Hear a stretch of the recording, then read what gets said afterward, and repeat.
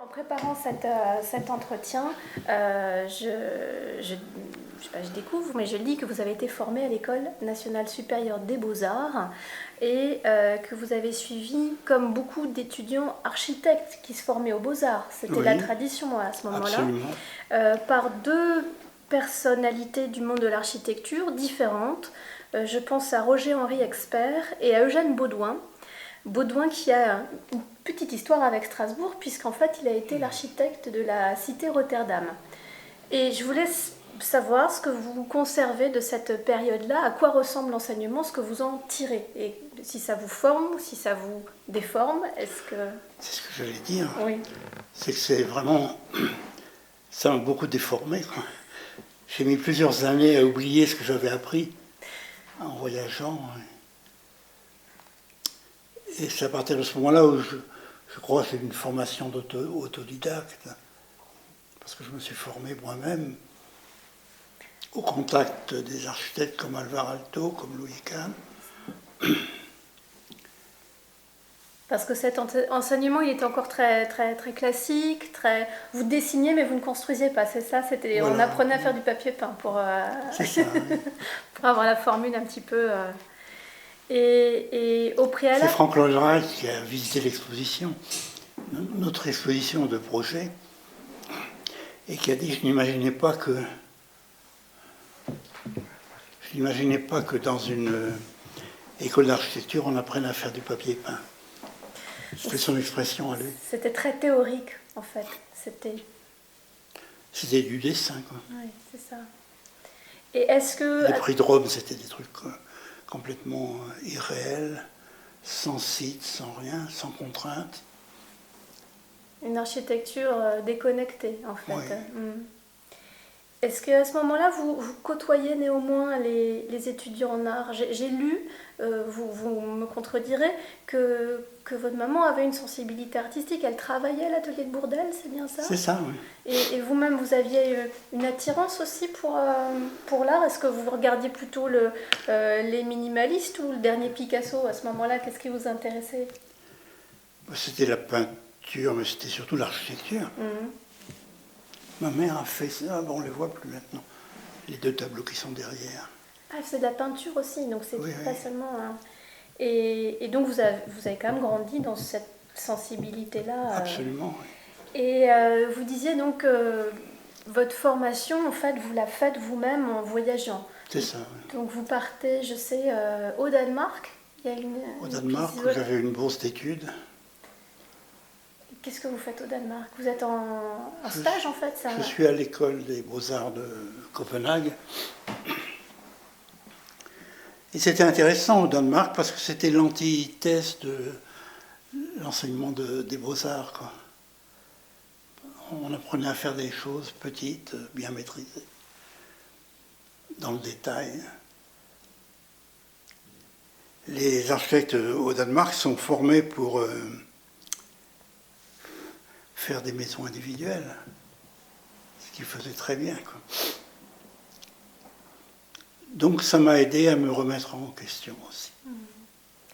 Et il y a également un épisode américain où vous partez dans la région de Boston, me semble-t-il. C'est cela, oui. Vous savez tout. Pas tout, non. En plus, je veux bien avoir d'autres informations. Et là, comment c'est cette Amérique quoi, on est dans les années, tout début des années 60, là? Oui. Oui. Et là, vous changez de paysage par rapport... Absolument. Oui. Et qu'est-ce que ça vous apporte, cet épisode américain? Je ne travaillais pas très longtemps, mais je travaillais chez un architecte paysagiste. Et ça, c'était une nouvelle discipline pour moi. Parce qu'on n'apprenait pas... Maintenant, il y a des paysagistes en France, mais il n'y en avait pas à l'époque. Il n'y avait pas d'enseignement du paysage. Et Sasaki faisait des grands projets avec Saarinen. Donc c'était extrêmement intéressant, quoi. C'était une autre approche aussi. C'est ça qui est intéressant quand on va au Danemark ou en Amérique. On a une autre perception des choses, quoi. C'est sûr. Et alors, ça va être formateur dans le sens où cette vision globale, c'est-à-dire le Danemark avec des choses plus individuelles, les États-Unis avec une vision paysagère aussi des choses, font que vous faites partie de cette catégorie d'architectes urbanistes où une des catégories n'est pas sacrifiée pour l'autre. Je dirais que vous avez souvent une vision très générale des choses. Et du reste, parmi vos premières missions, il y a la question du schéma directeur de la région Île-de-France. C'est un énorme projet, ça. Oui, ce que je voulais vous dire, c'est que là aussi j'ai pris une autre dimension en faisant de l'urbanisme à l'Institut d'aménagement et d'urbanisme de la région parisienne, où se mettaient en place les villes nouvelles, quoi. Et ça, effectivement, il y a en plus une vision très prospective et structurante. On travaille pour longtemps après. Oui. Je ne suis pas loin de penser que c'est important, très important pour votre dessin. Puis j'ai gagné le concours, quand j'étais à l'Institut, j'ai gagné le concours pour l'aménagement de la plaine de Villetaneuse, Deuil-Montmagny, qui malheureusement ne s'est pas réalisé. Mais... Là, il fallait imaginer une ville, en fait, une ville universitaire. C'était une ville universitaire. Parce que si on reprend des rapports d'échelle, pour Villetaneuse, il y avait l'université, 42 000 m², et les logements, 39 000 m². Et puis, dans les différents programmes que vous traitez, que ce soit dans le milieu hospitalier ou la Cité des Sciences, où on arrive à 165 000 m², moi je voulais vous dire, mais le musée d'art moderne, c'est petit pour vous? Enfin, il n'y a pas de petit projet. Il n'y a pas de petit projet, mais c'était revenir à une échelle... c'est ça, c'est un changement d'échelle. Exactement, exactement. Mais dans le projet de Villetaneuse, c'était un plan d'urbanisme. On ne faisait pas de détail des constructions. Avec toute l'importance que vous mettez sur ce que j'appelle les places, les vides, les espaces non remplis. Hein, voilà. Ça, c'est votre lecture d'urbaniste. Tout à fait. Qui interfère forcément sur l'architecte après. Mais alors, si je reprends la chronologie des choses, en 86, vous recevez le prix national d'architecture. Est-ce que Strasbourg, vous dites qu'il n'y a pas de petit projet, mais qu'est-ce qui vous retient dans ce projet? Qu'est-ce qui fait que vous avez envie de concourir et de le faire? Le programme m'intéressait beaucoup, puis surtout le site. La première fois que je suis arrivé sur le site, j'étais émerveillé par l'endroit.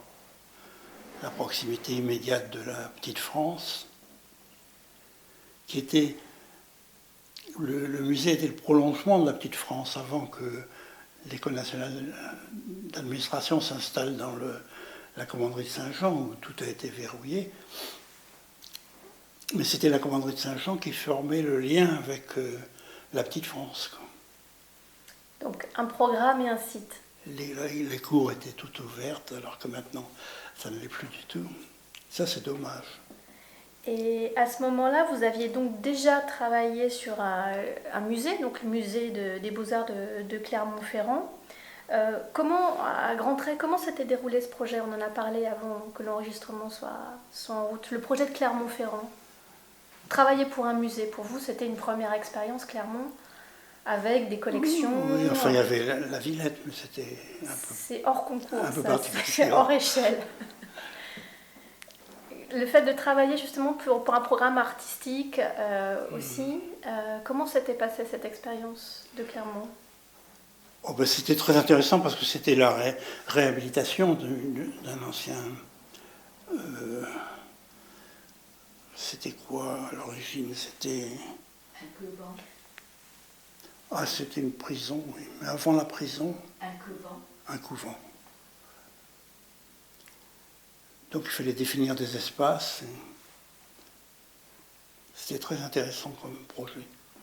Et le fait justement de devenir le bâtiment qui accueille des œuvres d'art, qui est non seulement l'écrin mais le lieu de transmission aussi, c'est une chose qui vous intéressait aussi dans cette mission, puisqu'en fait vous parlez souvent des missions des bâtiments. Quelle est leur mission? Un musée a des missions très, très particulière, et c'est normal, comme un hôpital, comme une station d'épuration, enfin chacun, que vous avez traité par ailleurs. Mais là, c'était une donnée qui manifestement avait dû quand même vous retenir pour que vous reveniez sur ce programme strasbourgeois, et qui dure combien de temps si on met tout bout à bout? Ça commence quand? Et on inaugure en 98. Oui, il y a 20 ans. Il y a 20 ans. Et le projet s'est fait, je ne sais plus en quelle année. Enfin, dans les années 90. Quoi. Oui, c'est ça. Et une route que vous qualifieriez de chaotique ou aisée ou normale pour un projet comme celui-ci? Normal. Normal. Mais enfin, il y avait beaucoup d'allers-retours avec la ville, avec Roland Recht qui s'est beaucoup impliqué dans le projet dès le début. Mais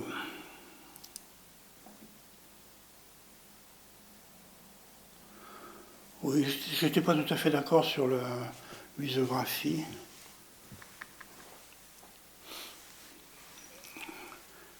Parce que on mettait le spectateur vraiment dans une seringue pour suivre un itinéraire bien défini. Moi, j'avais imaginé que les œuvres étaient un peu libres dans l'espace. Vous connaissez le musée de Lens? Oui, le Louvre-Lens, oui. Qui est magnifique. Donc on se balade à l'intérieur des œuvres de l'une à l'autre, on peut revenir en arrière, repartir dans une autre direction. Et ça, c'est intéressant. Est-ce que là, la muséographie, je trouve que c'est trop contraignant. Enfin, l'itinéraire, trop contraignant. Et alors, dans les éléments qui font débat, il y a la question de ce grand espace qu'on a pu appeler rue, qu'on a pu appeler nef. D'ailleurs, je ne sais pas comment vous y référez vous-même. La nef. C'est la nef.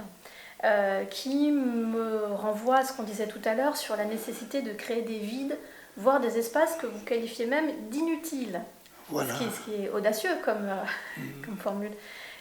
Expliquez-nous un petit peu comment, pour vous, c'était indispensable c'était un axe, c'était la colonne vertébrale en fait. C'était la colonne vertébrale, c'était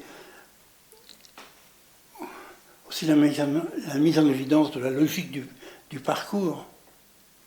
Parce que la nef, elle distribue finalement tous les éléments et on évite comme ça le côté labyrinthique de beaucoup de musées. Et ça, c'était pour vous l'élément clé, c'est-à-dire oui. Pas être perdu dans un dédale de... D'accord. Et effectivement, on peut retrouver, que ce soit la bibliothèque de l'Alcazar, je pense à Marseille par exemple, ces grands espaces. Ici, on est quand même, si je dis pas de bêtises, on est à quoi, 24 mètres sous plafond, dans le point le plus haut? Oui, 25 mètres. 25 mètres sous plafond. Et 104 mètres de long. Ça. Donc ça reste un tour de force quand même, on va dire, dans ce projet. C'est bien que la ville m'ait suivi dans ce sens, parce que c'était quand même une dépense assez importante. Ben, je voulais vous parler de ça. Le budget à l'époque, il est de, si je ne me trompe pas, 26 millions d'euros, 26 millions et demi. Et pour un équipement de cette ampleur, c'est pas énorme. Enfin, tendance à penser que c'est pas énorme. Enfin, si on fait un ratio... Mais c'était il y a 20 ans. Non, ou c'est actuel? Non, c'était il y a 20 ans, mais ça fait même pas 2000 euros le mètre carré. C'est pas le prix d'un musée à l'heure actuelle en construction. Qu'est-ce qui avait pesé le plus sur ce budget? C'est justement cette nef par exemple ou d'autres éléments, ingénierie, matériaux? Qu'est-ce qui avait pesé? Enfin, c'est un tout, quoi. D'abord, on a dû construire le parking en dessous, quoi, qui sert de fondation au bâtiment. Peut-être ça s'exclut des 26 millions.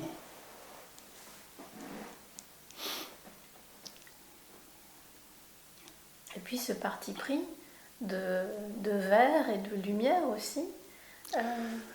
Alors la nef aussi, c'est un élément important parce que c'est un ouvrage d'art aussi.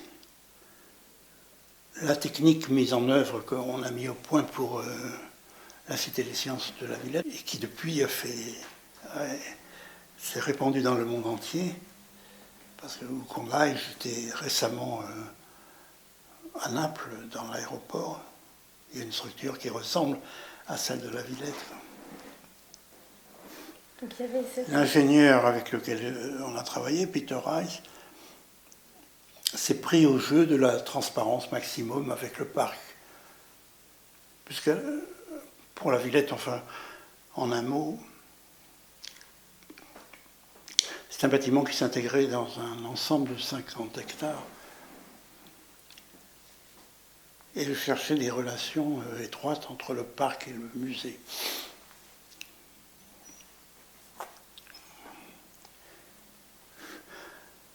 Donc oui, c'est avec la même équipe d'ailleurs qu'on a créé la couverture de la cour.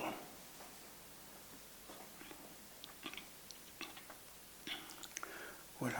C'est vrai que vous êtes, c'est aussi, comment dire, vos expériences à l'étranger qui vous ont sensibilisé à la technologie. Très tôt, ça rentre en compte, ça rentre en jeu dans vos projets. La circulation des flux, les nouveaux matériaux. Là, pour le MAMS, vous utilisez un matériau que je n'avais pas rencontré jusqu'alors, qui est le rébéton aussi. Comment vous connaissiez ce matériau? J'ai connu parce que c'était mis en œuvre à Grenoble, pour le musée de Grenoble, qui est intéressant d'ailleurs. Et vous lui trouviez quelle qualité à ce matériau pour le retenir comme ça pour Strasbourg? Je voulais une opposition entre le granit rose de Bretagne, mais qui fait référence au grès rose des Vosges. Et donc à l'opposition dans l'architecture strasbourgeoise entre les grands aplats blancs d'enduit et le grès rose des Vosges. Donc j'ai retrouvé avec le granit qui provenait de Bretagne et que Vasconi a utilisé aussi, mais lui il a fait venir de granit de Norvège. Mais on a l'impression que c'est la même chose. Mais au-delà de ces matériaux, vous êtes attentif, parce qu'au musée, on trouve aussi, il y a un pavement gris soigneusement choisi, il y a ce bois blond, ce bois clair, qu'on retrouve en plusieurs points. Effectivement, l'harmonie pour vous des matériaux est quelque chose d'important. Ça. Ah oui, c'est essentiel. Et moi j'ai une question. Et ça vieillit bien, le granit rose. Oui, ça vieillit bien. Par rapport justement, vous disiez, le programme muséographique, il y a des choses que vous partagiez moins. Qu'est-ce qui vous avait été spécifiquement demandé? Par exemple, cette salle Gustave Doré dont on parlait, elle faisait partie du programme? Absolument, oui. Comment vous envisagez cette chapelle dédiée Comment vous abordez la commande? Aucune salle ne pouvait contenir le Christ sortant du prétoire par ses dimensions. Donc il fallait faire une salle spécifique pour le Gustave Doré. En dehors du circuit normal pour la peinture de la période de l'art moderne. Vous choisissez une salle avec une hauteur sous plafond bien au-delà du tableau. Un éclairage spécifique. Un éclairage spécifique, avec une grande baie qui ouvre aussi sur la ville. Donc vous remettez, c'est vraiment Doré, enfant du pays en fait. Le musée, regarde la ville autant que la ville la regarde. C'est-à-dire le paysage a eu beaucoup d'importance pour moi dans la conception. La vue sur les tours médiévales des ponts couverts, le barrage Fauban, et puis en fin de parcours, quand on découvre dans toute sa splendeur la cathédrale, quand on arrive en haut, Et ça a été les éléments déterminants dès le départ. D'ailleurs, le musée aussi s'étage par plusieurs terrasses jusqu'aux rives du fleuve. Et j'avais imaginé que ces terrasses servaient de support à des sculptures monumentales, quoi. D'accord, donc il y avait un jardin de sculpture en extérieur. Voilà, qui faisait finalement le lien entre le musée et la ville. Ça peut encore se faire. Je ne sais pas si vous en souvenez, en fait, moi, au moment où j'avais pris mon poste, donc c'était en 2008 ou 2009, vous étiez venus tous les deux au musée, on avait fait quelques pas. Et moi, le souvenir que j'ai, c'est que vous regardiez autant l'intérieur qu'effectivement l'extérieur, dans ce que vous venez de dire. Oui. Pour vous, la question des points de vue, ce que fait en fait le musée, le bâtiment à la ville, est aussi une chose déterminante. Oui. Vous voyez la fenêtre qui est créée juste en haut d'escalator et qui permet d'encadrer la cathédrale aussi. Je ne sais pas si ça existe encore, mais Bien sûr, ça existe encore. parce que j'avais eu affaire à un conservateur, je ne sais plus lequel, qui voulait fermer. Je voudrais maintenant vous poser des questions qui peuvent être appelées une réponse rapide, mais si vous voulez la développer, ne vous privez surtout pas de le faire. D'accord. Nous, on en fera un montage plus... Après, vous coupez. Exactement. Votre meilleur souvenir lié à la création de ce musée?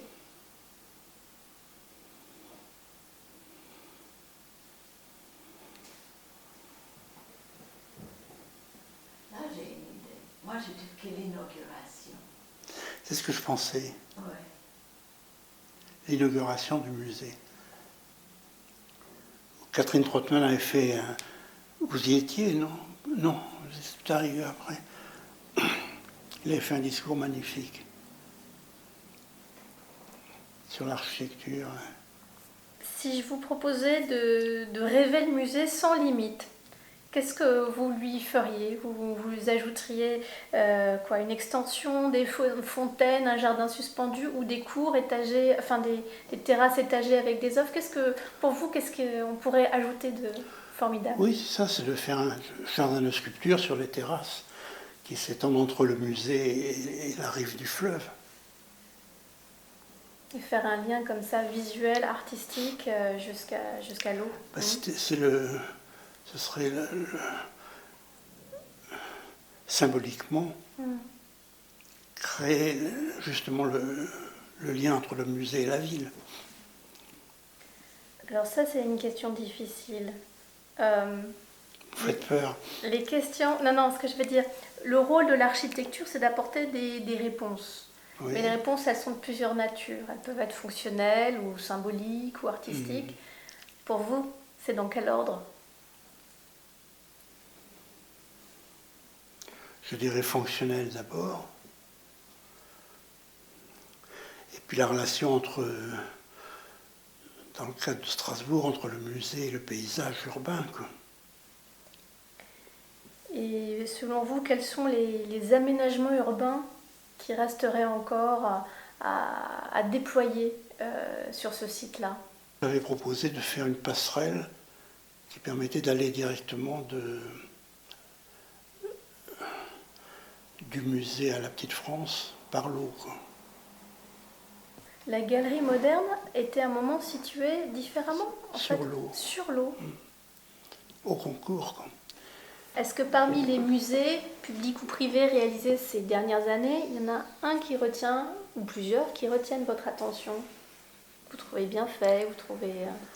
Il y a le musée de la Fondation Bel-Air, de piano, puis peut-être le musée de Louis Kahn aussi à Fort Worth. Le MAMS, le musée d'art moderne, a 20 ans. Qu'est-ce que vous lui souhaitez aujourd'hui et qu'est-ce que vous lui souhaitez pour les 20 prochaines années?